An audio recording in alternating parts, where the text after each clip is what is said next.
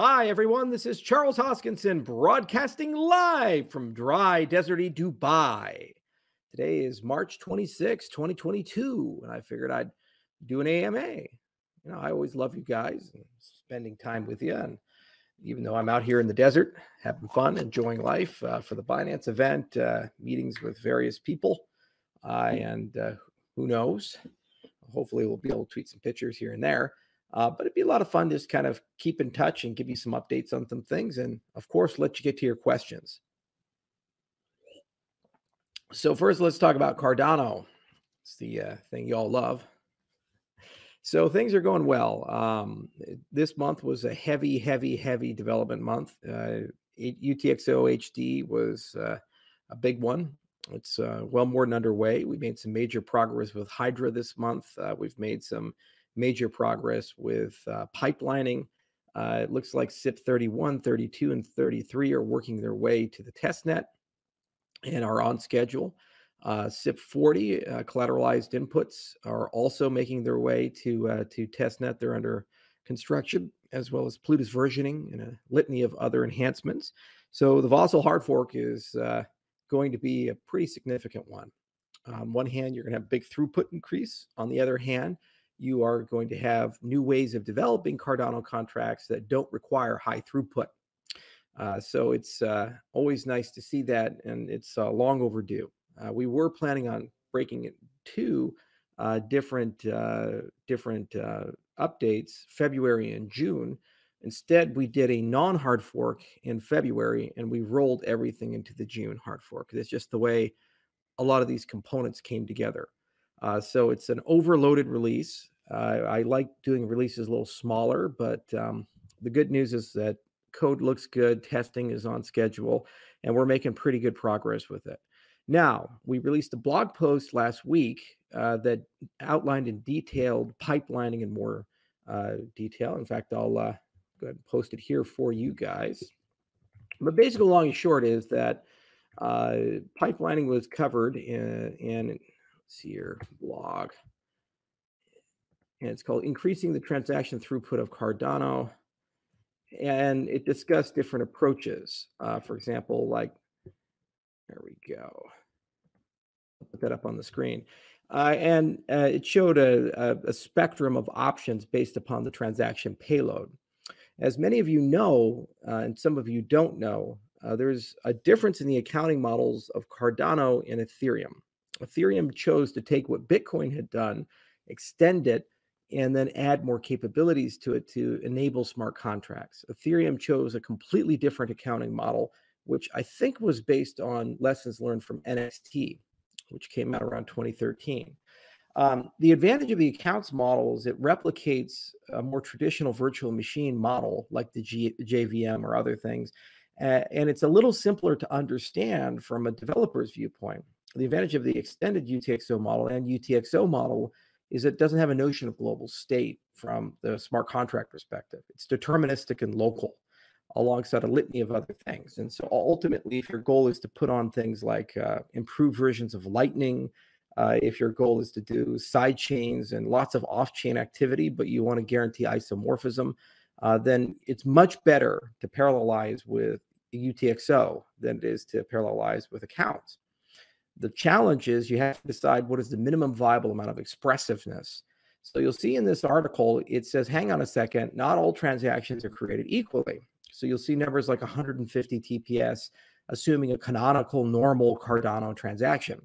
Then it gets lower if you're talking about Plutus scripts, and the devil's in the details there. So I'd highly encourage you to read the blog post, and I think that it'll add a lot of clarity. But this is coming in June with the Vossel hard fork, in addition to a lot of enhancements to Plutus. Reference inputs, reference scripts, reference data, collateralized inputs, Plutus versioning, and potentially some cryptographic primitives like SEC256K1. SEC256K1 is the Bitcoin elliptic curve, which would help with interoperability. Now, reference scripts mean that you don't have to spend something to see something or interact with it. So that means in some cases, you don't even have a transaction occur. The other thing is that having inputs and outputs means that depending on how you use the outputs, you may be able to have a single transaction that emulates dozens or hundreds of transactions that would occur in Ethereum account model. So it's not an apples to apples comparison. And we're very happy and proud of the work that's done. And we think ultimately extended UTXO is the model that will dominate the future. Satoshi got it right with UTXO, but it's dangerous to increase the expressiveness beyond a certain point, which is why it wasn't pursued long term. Every attempt to do so with Bitcoin led to some serious issues. For example, you can reference the Bitcoin inflation bug of 2010 as a reference point. A few other things. DApp ecosystem, MinSwap was a great example of the community coming together. Long and short is when they open sourced their code, Wing Riders found something, and then Wing Riders reported it to MinSwap. They worked together. The auditor that reviewed the code tweak also wrote a blog post explaining how they missed something, and it just discussed how difficult it is in practice to build smart contracts for any system, and why auditing, certification, automated tooling, and best practices are so important. So that seems to be resolved as far as I can tell. The teams are slowly but surely chipping away. The thing that was not reported was how the Cardano community worked together. Other communities are very adversarial. Our community seems to be friendly, welcoming, and collaborative, which is a hallmark of success. There's over 500 dApps under construction at the moment, millions of assets that have been issued on Cardano. Our TVL is growing at an extraordinary rate. Wallet creation is growing at an extraordinary rate. Participation in Catalyst is growing at an extraordinary rate. These are just facts. Whether they're reported or not, whether they're reflected in the crypto media or not, or they want to focus on other things, is completely beside the point. Cardano continues to thrive and continues to be relevant in every dimension, from our engineering to our science to community growth and engagement. A lot of great progress with the foundation as well. They came here to Dubai for the first wave of conferences. I came for the second wave, as well as some private meetings. And in both cases, we were able to, I think, fairly adequately represent the mission, vision, and philosophy of what we're trying to do. A lot more to say on that relationship and the governance of open source development, but that's for a later time. And hopefully the 360 episode this month and next month will be quite elucidating. Final announcement, I'm going to Consensus June 9th to 12th. It's going to be in Austin, Texas. And not only will I be there, the Cardano Foundation will be there, and likely dozens of Cardano ventures building on Cardano will be there. Everything from the VC ecosystem like the C Fund and others to efforts in Africa to our DeFi actors and so forth. I know some people on Twitter and in the crypto space like to pretend that there's no ventures on Cardano, that it's ghost chain, nothing exists, it's all made up. So I think they'll be quite surprised when they actually show up and see there's real people there who don't work for me and are completely independent of IO and the rest of the gang. Turns out there's hundreds of these companies, and it turns out there's a lot of very passionate people. So in addition to Consensus, our hope is also host a community event similar to the one that we hosted in Miami in 2021. And you're all welcome to come to that event. It will be free of charge. The community event that we host, Consensus won't encompass tickets. So unfortunately, I can't extend that to the main conference. But if you happen to be in Texas between June 9th to 12th, we'll make an announcement of an event. Love to see you there. It'd be a lot of fun. Okay, so let's get to your questions.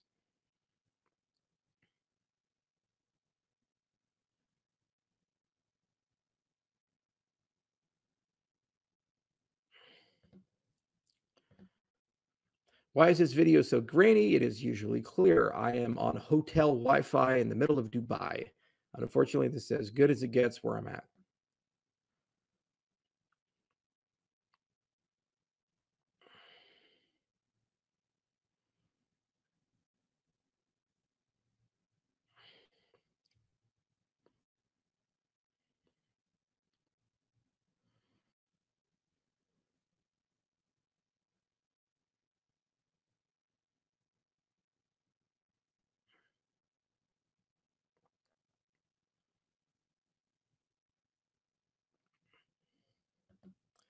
Is it possible that a teleprism could replace bureaucracies like a DMV model, for example? The answer is yes. Prism is really good for credential management. So, do you have a certification? Like, are you a doctor, a lawyer, or accountant? Do you have a license? Do you have a credential like a driver's license or fishing license or hunting license? And if so, who issued it? What are the terms and conditions for its validity? So being able to issue all of that and do that in a very organized, coherent way is one of the specialties of blockchain technology in general. And it's one of the reasons we built Prism. In fact, we're looking into creating an African Credential Alliance, and it's going to focus on trying to bring these services to some of the poorest people throughout Africa and give them a better experience than the one that we have in America.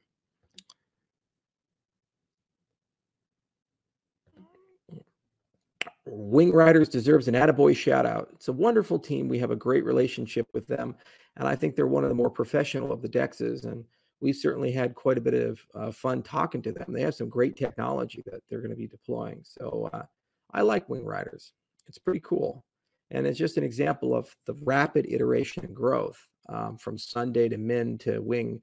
Everybody's learning very quickly and they're moving very quickly, and that's a good thing for Cardano. Much faster than anything we ever saw with Ethereum.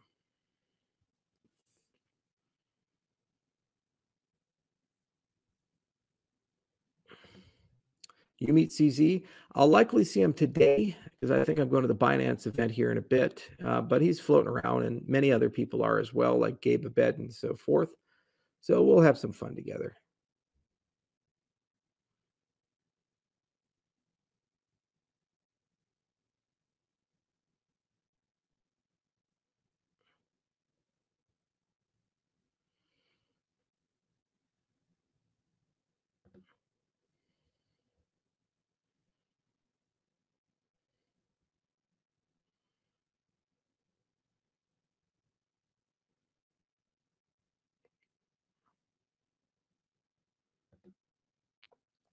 Have you looked into Toda? Will it do away with the need for proof of stake or work? No.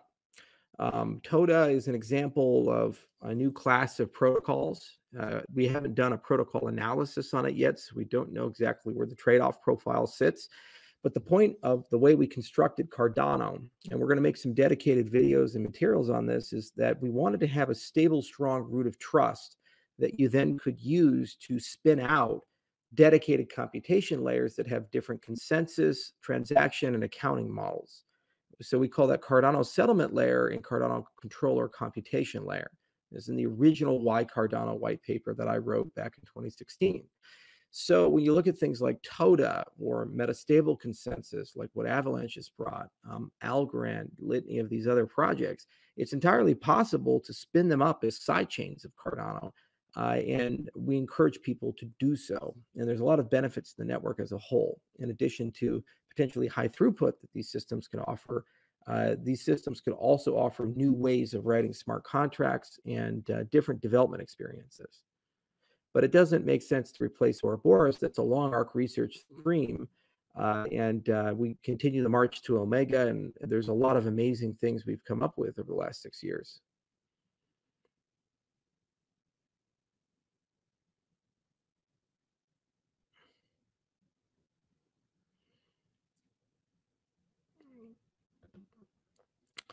Hello, Charles. Will Mithril allow for dApps to work on mobile devices without using anything Web 2 related, just like front-end communication of the blockchain? Yes and no. It improves the state of affairs and it opens up a broader line of research of inclusive accountability despite missing key features like a copy of the blockchain, for example. So right now, it's really focused towards balances. So you receive a token and you need to check if it's not been double spent. And you also need to check if the token exists. So that's a very powerful starting point, but it's very possible to expand this to broader predicates. For example, the output of a smart contract or these types of things. So we're looking into that, but that's a long arc research agenda. And there's a lot of people exploring these things like the Mina protocol and all the recursive snark people and so forth. Starkware is another company.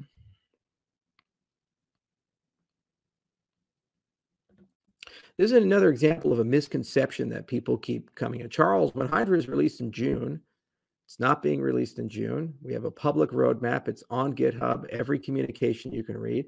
Yes, versions are coming out. Yes, there's a Hydra head on the test net.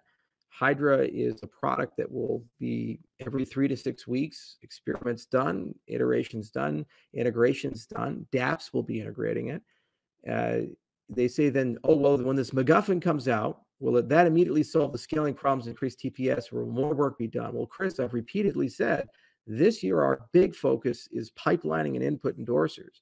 The Hydra program continues, and resources are scaling up for the Hydra program. And long term, that's a phenomenal solution for off-chain stuff. It's a phenomenal solution for micropayments. It's a phenomenal solution for interoperability between chains. There's a lot of things there. And actually, Hydra as a technology group can also be integrated into off-chain infrastructure for dApps. But it's not the end-all be-all of scalability and throughput, especially this year. The base ledger itself can be dramatically enhanced by orders of magnitude just by implementing things like pipelining and input endorsers. You don't need Hydra for that. Furthermore, you have sidechains like Milkomeda and Mamba and these other things that are coming that will offload a lot of volume into different systems.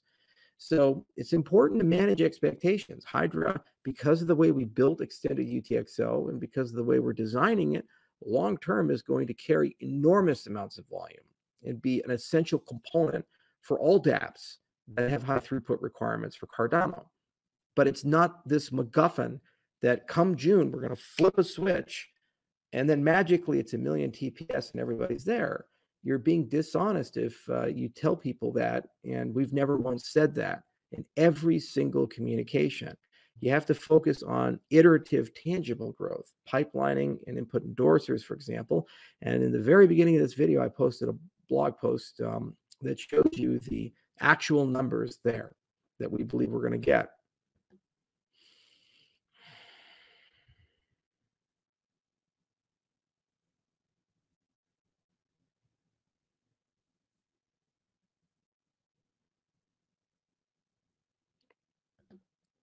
Would you recommend Dubai as a vacation destination? No, it's very hot, very expensive, and very fake.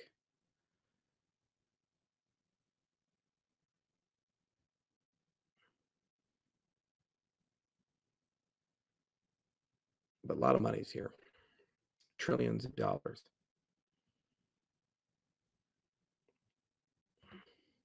Hey, Charles, what happened to your JavaScript course? Oh, this is a fun one. You know, for those of you who don't know, I really do want to do a free online course that's kind of an introduction to programming and computer science and teach it through the lens of JavaScript and cover a lot of concepts like functional programming and data structures and algorithms, and then do some really fun applied work, some data science work, some AI work like making a deep fake, some things like creating a web scraper and so forth.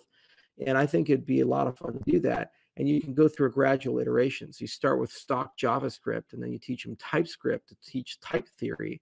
And then you go on to actually functional versions of TypeScript. So like Ramda and these other things. And then you can learn about functional programming techniques beyond just maps and filters. You can even go into monad-like concepts and so forth, and might even be able to cover functional reactive programming. Now, in all things in life, my ambitions are usually larger than my available time. And so I just haven't had the time to even think about it, but it is something I want to do. And I just have to make some hard decisions about what can I do every quarter. I've been focused a lot more on my biotech startup right now with my dad and brother, and we're making phenomenal progress there. Might even be able to have that organization have a clinic and practicing medicine with the physicians there before the end of the year. So we'll see on that, but it's very time intensive. Ranch is also taking a lot more time than I thought.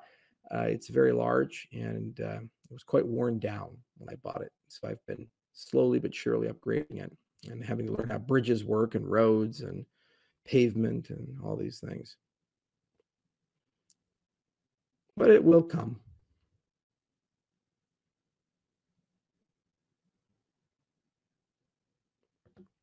Why are you working on ETC? What does ETC have that Cardano does not? I am no longer contributing in any way, shape, or form to ETC.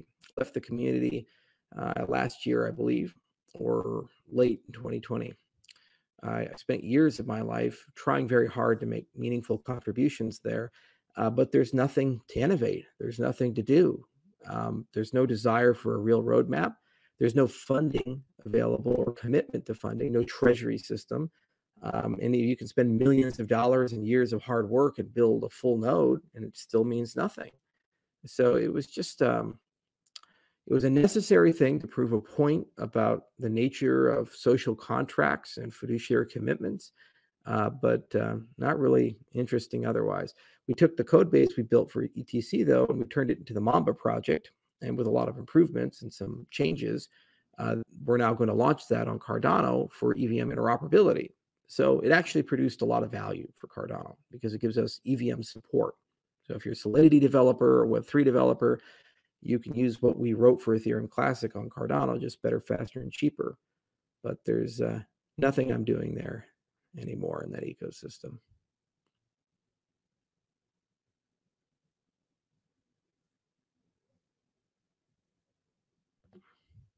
Which consensus mechanisms besides proof of stake do you see as promising?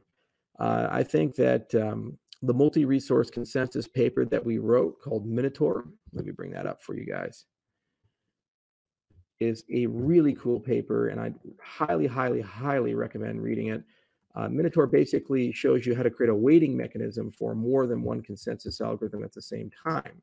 And the power of that is that you can then combine proof of work and proof of stake and other proofs of things together. And so you get a more egalitarian system. Instead of just one model of control, you have multiple models of control and multiple security bases. So I think this is the future, but it's going to require a lot more research. And we'll make some statements about what we're planning on doing with it at a later date.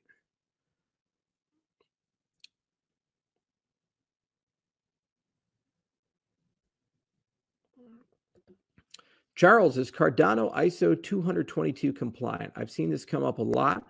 Sharia compliance and 222 compliance. I have a small group of people looking into the certification standards for 222.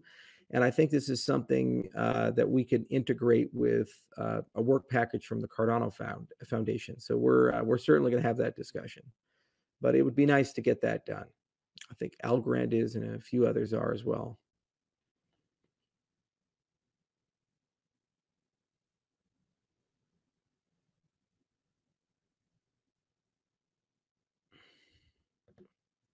When Legends of Valor, for those of you who don't know, I own a video game called Legends of Valor. I played it as a kid, and I bought the IP for it. We are setting up a game company called IO Games. We'll make an announcement at a later date for that. But the first product will be Crypto Bison. And then after Crypto Bison, we'll get into more involved things. But I think that's good.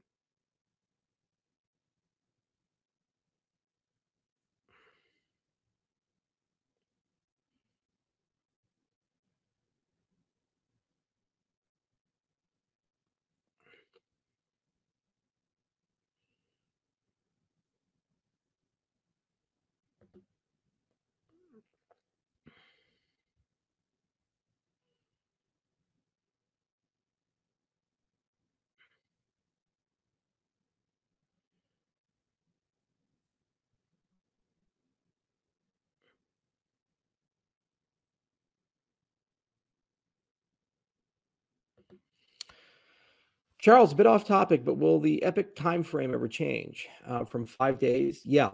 As Ouroboros evolves as a protocol, it may be possible to actually remove the entire notion of an epic. In fact, there's a great paper written by Pramod Viswanath and his authors called Nakamoto Proof of Stake, which has a discussion on how to do that. So the amount of blocks per epic, the entire notion of an epic, is something that's going to change over time as protocols get more involved and advanced, especially when you move to multi-resource consensus. Charles, I want to learn Haskell. Got any recommendations? I'd recommend the Haskell book. It's long, but it's definitely a good book.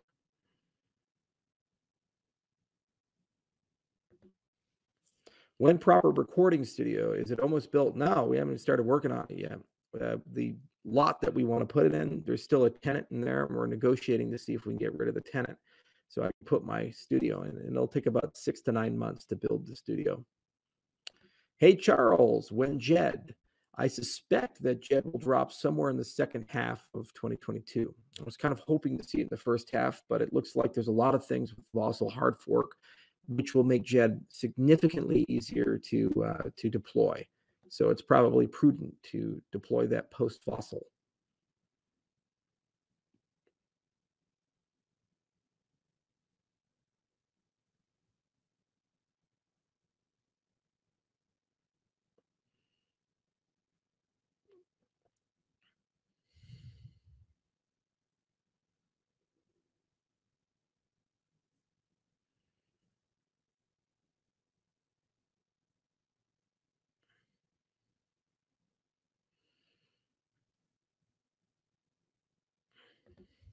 Is it possible Cardano will collaborate with Algorand? We've had a lot of discussions with the Algorand team about everything from VRFs to how they got Sharia compliance. They're a very friendly team. There's good people over there like Sean and, of course, Silvio. And we're on great terms with them. So where and when it makes sense, we do have a discussion with them. We're certainly looking for low-hanging fruit in collaboration. I suspect it'll be around a lot of shared common infrastructure that we need, like verified crypto and primitive implementation and so forth.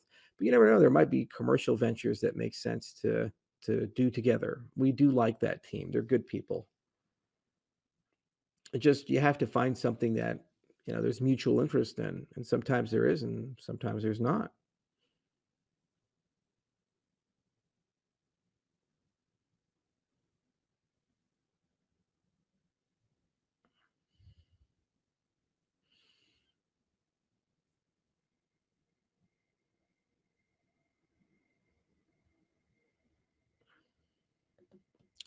Seriously, why is everyone working on smart contract chains ignoring Bitcoin? Countries use Bitcoins as legal tender, but smart contracts are needed for e-commerce. Well, Dylan, this is exactly why we created extended UTXO. Bitcoin is hostile to smart contracts by design. The expressiveness of Bitcoin script and the current Bitcoin UTXO model makes it exceedingly difficult to do anything other than what Bitcoin was designed to do.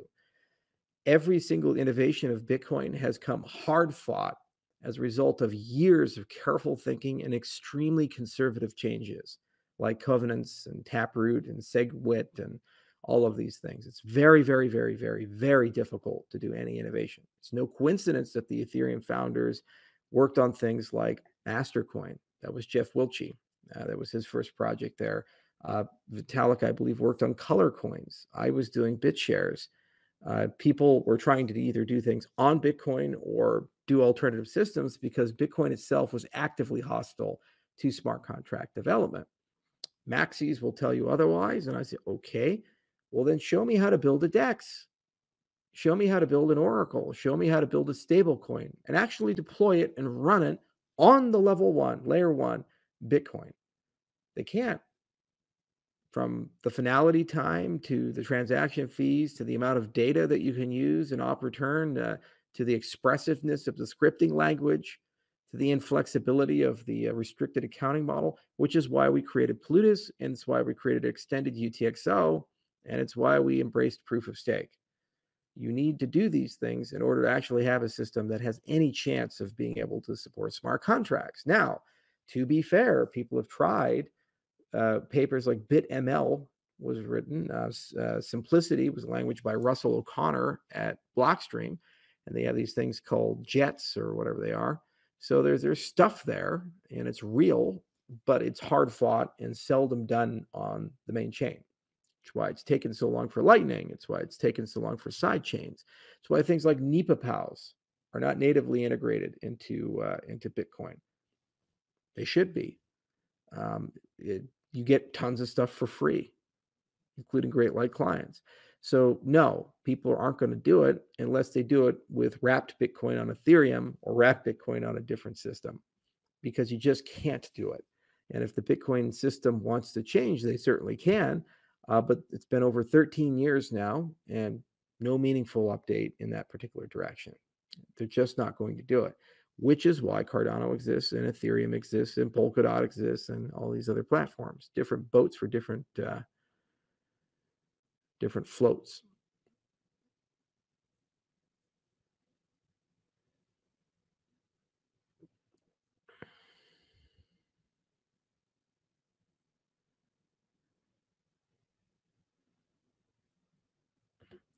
Hi, Charles. Love your work. What's your favorite Pink Floyd album? Wish you were here.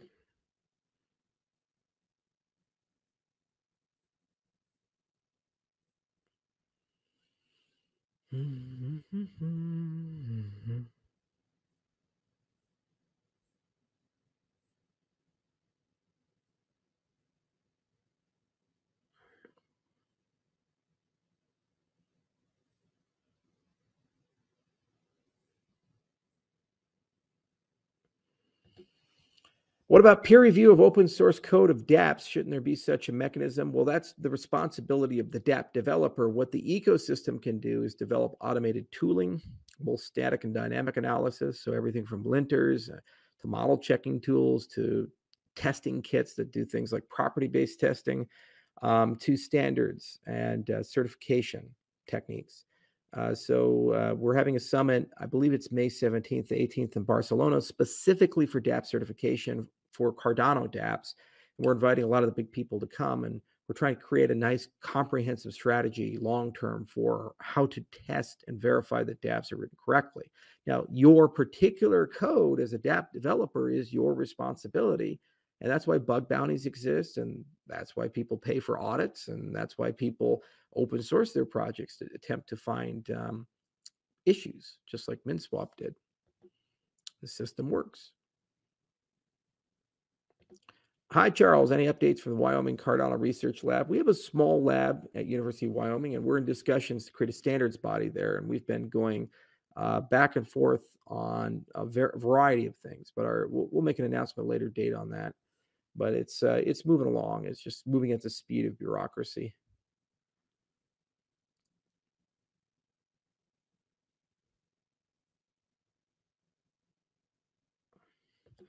Hi, Charles. Any updates on the book Mastering Cardano? I have a meeting next week when I get back from Dubai, specifically on Mastering Cardano.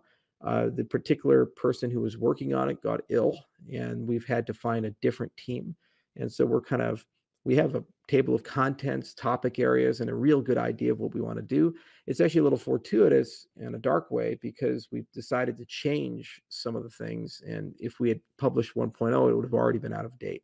So now that we're converging to a more stable design, I think we'll get a better product. But that also means it's unlikely Mastering Cardano is going to get out this year. It's likely going to be next year, unfortunately.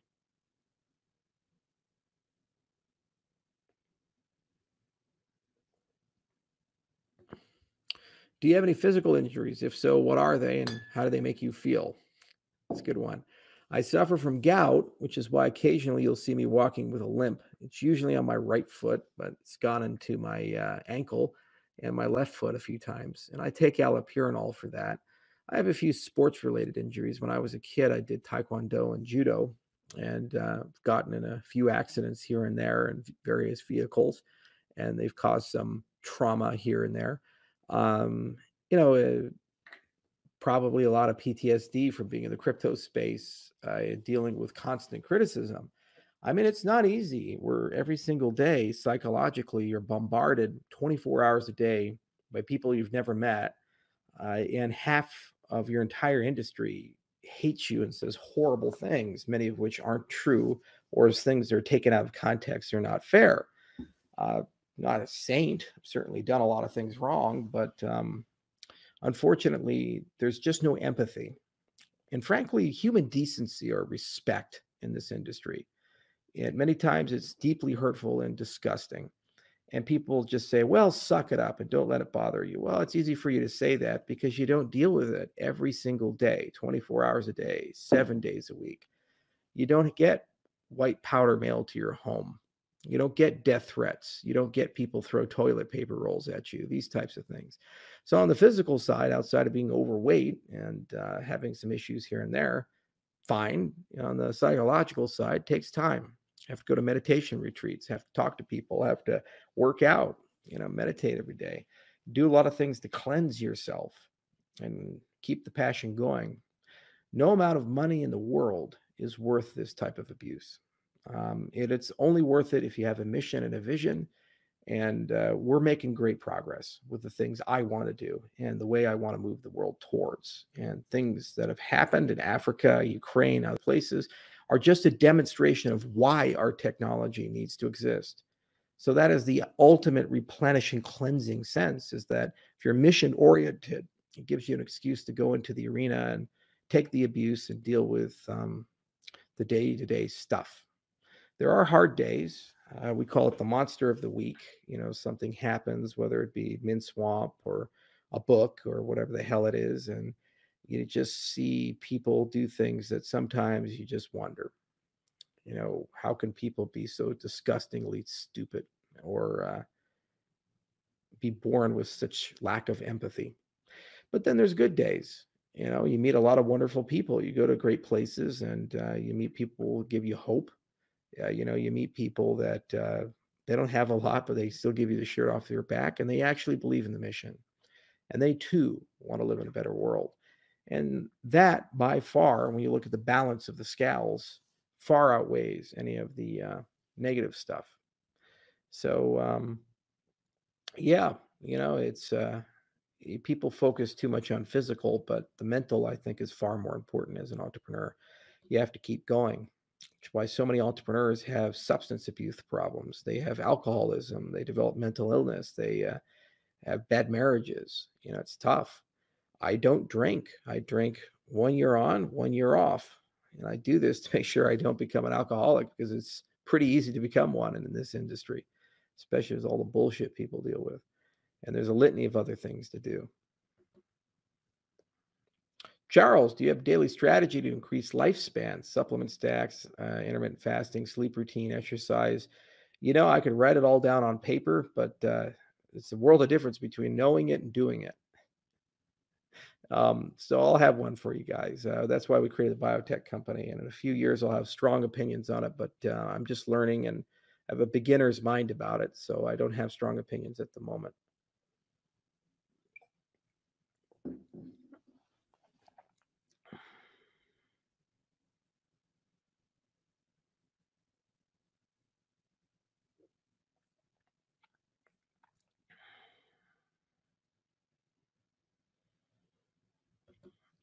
Charles, I feel like all of crypto is becoming a scam. How do you feel about that? It feels that way at times, especially when you go to some of these conferences and Doge this, SHIB this, NFT that, and you keep asking, what's the point? Who are you trying to help? What are you trying to build? And they can't give you an answer. So there's certainly some of that. On the other hand, there's a lot of great progress. Like come October, we're going to go back to Bermuda and show you what we're doing in Africa. And I think you guys can see that.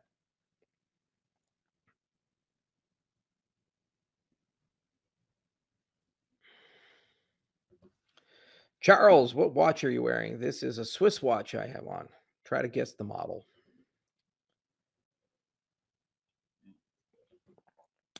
Our Cardano Ergo, the only extended UTXO model projects. There's the extended UTXO Alliance, and I think there's 3 or 4 that run extended UTXO or some variant of it. Charles, do you ever watch Charles in Charge? Charles in Charge of Our Lives. Yeah, I saw it. People used to sing the damn song to me. And then everybody forgot about it. Then Netflix came and it came back.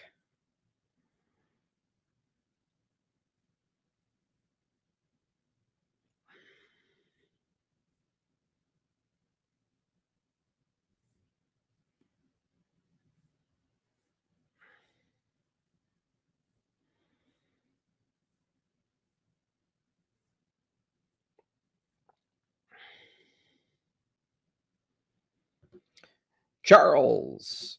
Hey, Charles, boxers, briefs, or commando? Boxer briefs.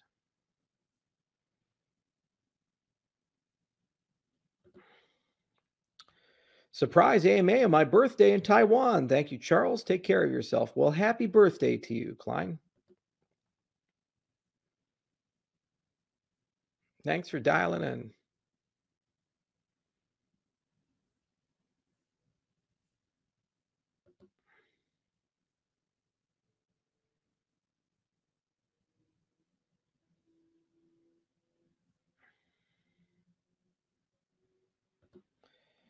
Hi, Charles. I'm Korean. Do you have any memories of Korea? Yes. I've been to Korea many times. and I really love Seoul. And unfortunately, I haven't had a chance to explore the countryside. I really wanted to see the nature of South Korea, but I haven't had the opportunity. Just hung out in the giant concrete jungle. Do you read fiction? At times when I have the time. I just finished The Three Body Problem. That was a fun book. Little behind the curve on these things.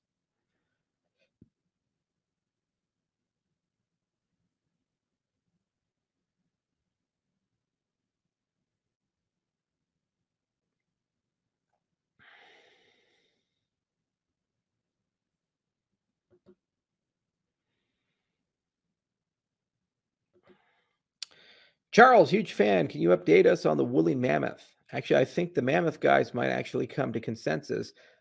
Ben and his team are doing some great work, and we're going to have a few meetings next month actually with them. But overall, they're on schedule, it looks like, and they're having a lot of success. It's just a long arc thing. It'll take years to get that done. But once it's done, it's going to change the world.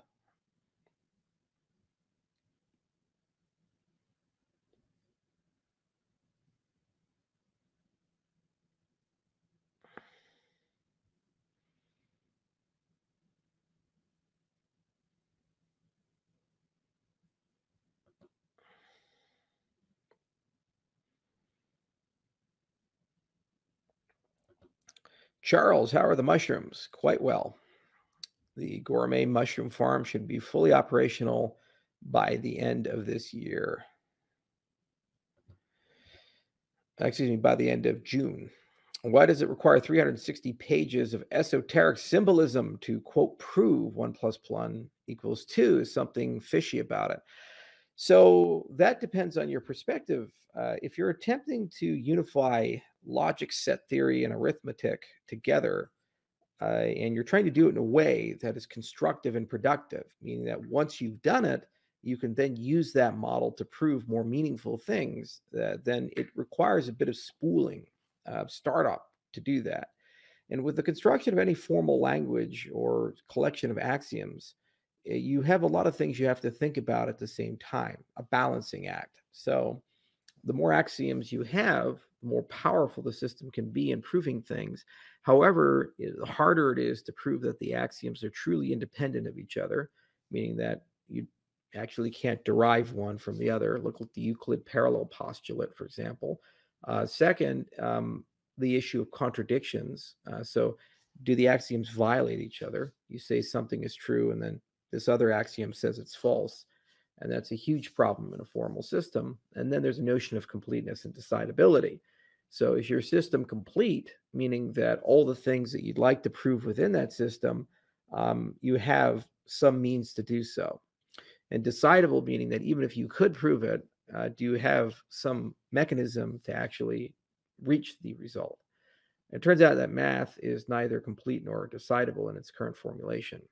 So the thing you're referencing is the Principles of Mathematics from Bertrand Russell and Alfred North Whitehead, and they spent 2 volumes and hundreds of pages to unify collections of math together in the late 19th century with the intention of creating an independent, completely non-contradictory, decidable, and complete system. And unfortunately, the agenda failed in the long term, but it led to the birth of computer science. So you always get something for the research, even if you don't know what you're looking for. There's a lovely book called The Annotated Turing um, that I'd recommend reading from Charles Petzold that kind of covers it in a nice layman's way. It actually goes into Turing's paper. Lectures on the Philosophy of Mathematics also covers this in a certain respect from Joel David Hampkins. Good book, too.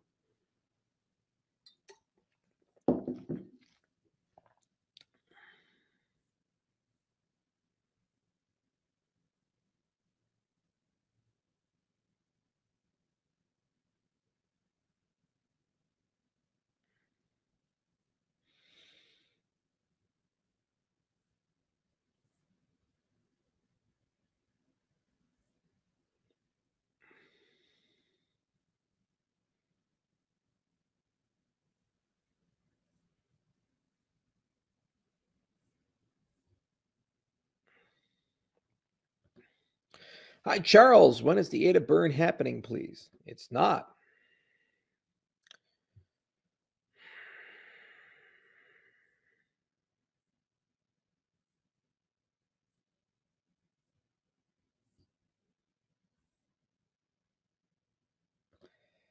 Charles, are you still taking lion's mane? Yep.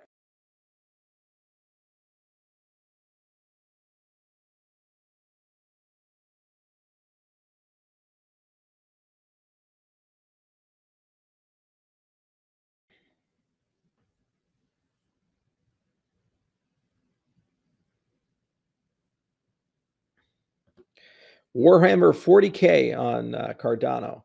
It'd be a lot of fun to have Warhammer 40K on Cardano. It's probably not going to happen anytime soon. Although I guess they're making a game on the Horus Heresy. That'd be pretty cool.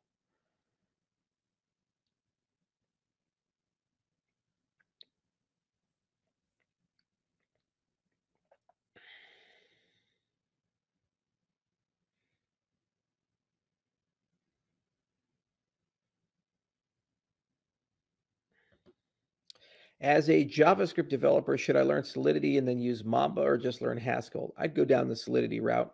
It's going to save you a lot of pain and heartache and then gradually learn Haskell over time.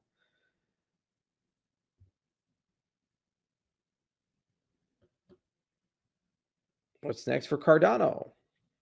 Basho.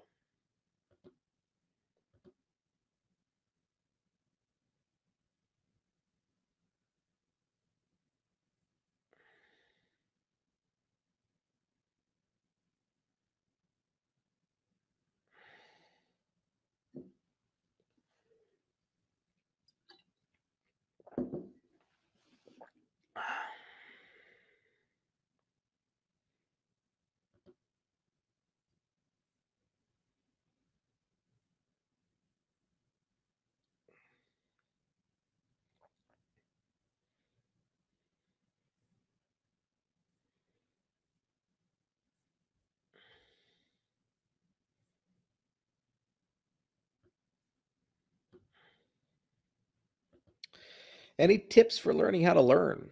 There's a great class on Coursera. So if you go to Coursera and you type in learning to learn, there's actually a class that has a bunch of study techniques. It's a good entry point. There's a book called Moonwalking with Einstein that talks about the nature of memory and how one can improve it. And then there's a great book on Zettelkasten called How to Take Smart Notes.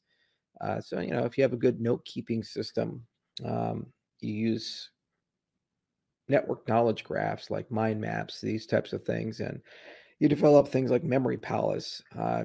They'll help a lot. And you also need a time management system for studying. Pomodoro method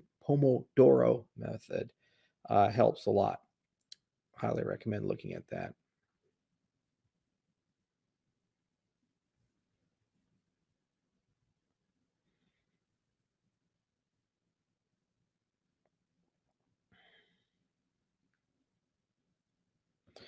Charles, any update on the security lecture video? Yeah, I got to make the next one of that. Let's file it with the JavaScript course. I got a lot of great feedback, and unfortunately, I just haven't gotten around to it.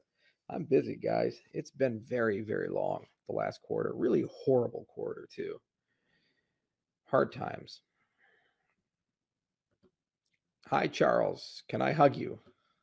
I need a hug. Are you happy with the current status of Cardano, and is it going as expected? It's like Mike Tyson says, everybody's got a plan until you get punched in the face. But I'm actually quite happy with the progress we're making. It's quite good.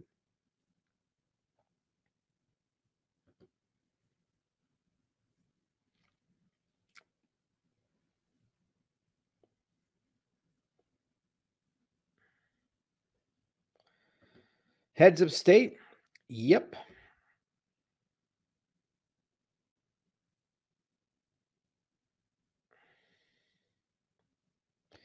Thoughts on layer zero? We have the best one, the Cardano network stack. Look into it. It's pretty cool. We thought about it for 5 years.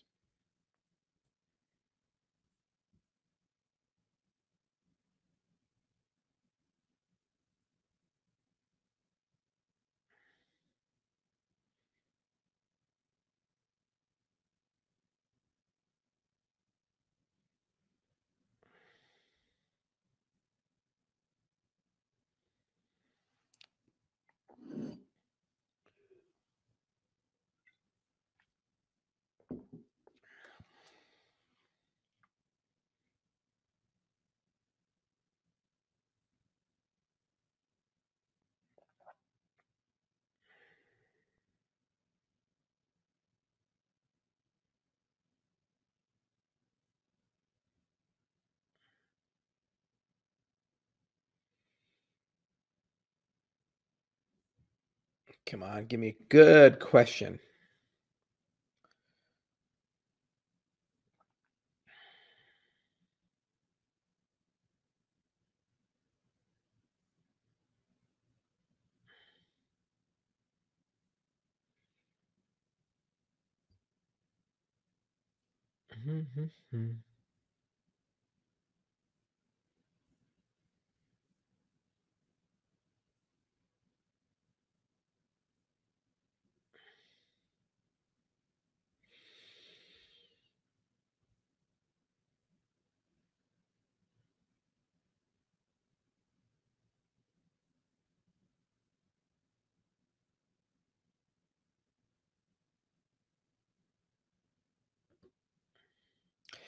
Hi, Charles. Is there a point when you think you'll feel you've done enough in crypto space and walk away, or do you envision it being in it until you're dead or can't function anymore? Well, the way I built my life, I'm getting into a point where I'm kind of in a meta company. So I'm setting up a biotech company and I invest in a lot of different things. I'm a very successful VC. And we have IO, and IO is turning into this wonderful, kind of incubator for tons of interesting ideas.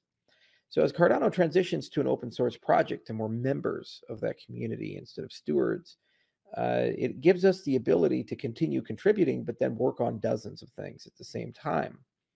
So from that perspective, you never get bored because you have many opportunities and you're able to fail fast and succeed and make lots of money. But on the other hand, you also can focus a lot more on impact and socially beneficial things. So I'm never going to run out of stuff to do. The crypto space, it is one of the most magical and one of the most frustrating.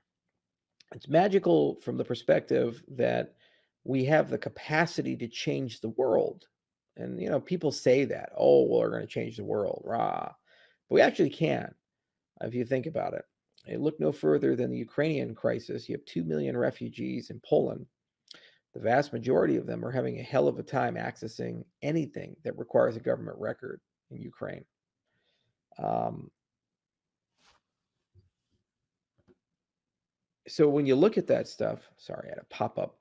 So when you look at that stuff, you realize we need to get this done. We absolutely need to get to a point where Cardano has a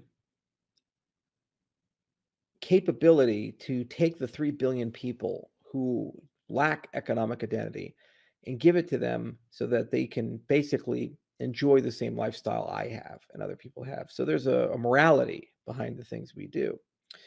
Cynical journalists somehow want to equate this to being alt-right or libertarian utopia or crypto anarchy. And I'm just like, okay, I just want to help people. And it makes me truly, truly sad that a group of people have become so cynical and hardened and lack any notion of empathy or human responsibility to helping people. But then they write articles in Time and they write books and they do other things, talk about how evil and bad crypto is or focus on all the negative things.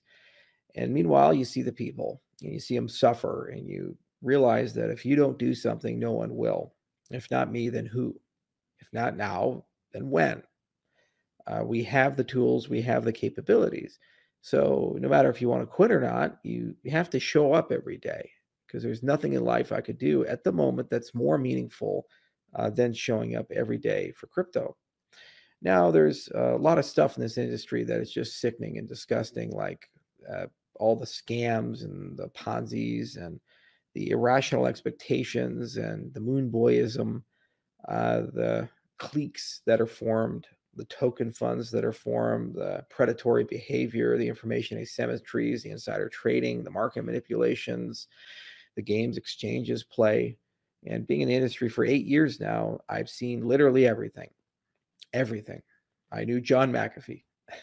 I saw people list BitConnect. I saw it all. And you say, okay, well, there's certainly going to be some justice. There's certainly going to be some rebalancing of the scales, but certain ventures now have $10 billion when they raised four and they got to keep all of it and say they don't even have any obligations or duties to people they raised it from. So unfortunately, there isn't any of that. and people just get away with doing all kinds of things in the short term, but they don't get away in the long term, because even if legally they're okay, they still have to live with themselves and their conduct and their acts. And I'd like to believe that there is some notion of karma for how these things work.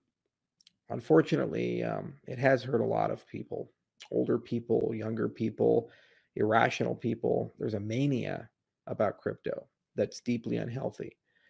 People go and make 100x, 1,000x, 10,000x, and they think they're the smartest people in the world, and they don't realize they've gotten lucky. They put it all on red and won, went to the roulette table, and they won. That doesn't make you smart. And if you keep doing it, you're going to end up losing everything. So that really does disgust me. And the longer I've been in it, the more of it I've seen, and you get a little jaded and cynical. And if you didn't have that constant renewing of the mission, I don't think I'd be in the space anymore. I think I'd just go do something else. For as many events as I go to, and as many of these AMAs I've done and these other things, I'm actually quite reclusive these days. I enjoy privacy. I enjoy being off the grid, a certain degree of asceticism, which is why I bought my ranch. And I tell you, there's many times when I go up there, I say, boy, this is nice. I don't want to go anywhere. Every given month, I get invitations to go to probably more than a dozen countries, meet this billionaire, meet this head of state, do this thing. And it is a struggle to kind of balance all of that with the reality that I shouldn't be traveling as much anymore.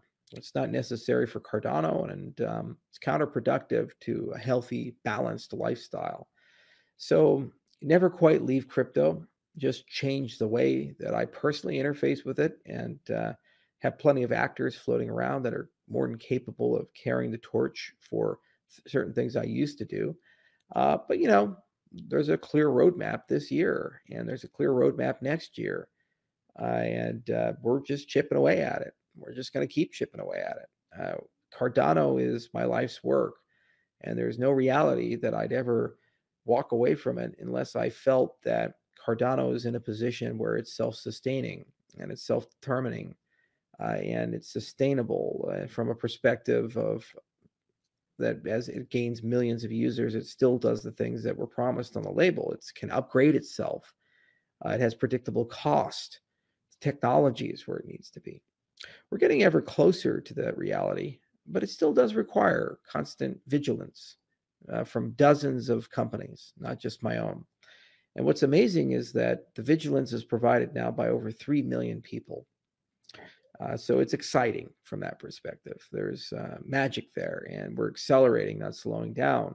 Pipelining, input endorsers, Mithril, Hydra, these are all things that are near horizon, and they're just the beginning. Omega, multi-resource consensus, building a vibrant sidechain ecosystem, tons of standards, interoperability like ISO 222, dozens of things like that. They can be done in a 3 to 5 year time horizon. It's pretty amazing. And the governance itself, new voting systems, these things, this is probably the most exciting time of the project's history, because we actually get to do interesting and real things. And we get to see those interesting and real things impact the lives of tens of millions, if not hundreds of millions of people. You don't get that option or opportunity as a person, usually. You may get occasionally, from time to time, a chance to do one or two things that are very meaningful at that scale. But to do a collection of dozens or hundreds at a scale of hundreds of millions, it's a once in a lifetime opportunity. So regardless of the price of admission, you deal with that later, but you take it and you never look back, just like a Shackleton ad to go to Antarctica. It's something you have to do. But all things have their place and time. And actually, that alarm means I got to get going. So, good question to end it. Thank you, everybody. This was a lot of fun, and I'll send some tweets and reports after I get back from Dubai to Colorado. Cheers.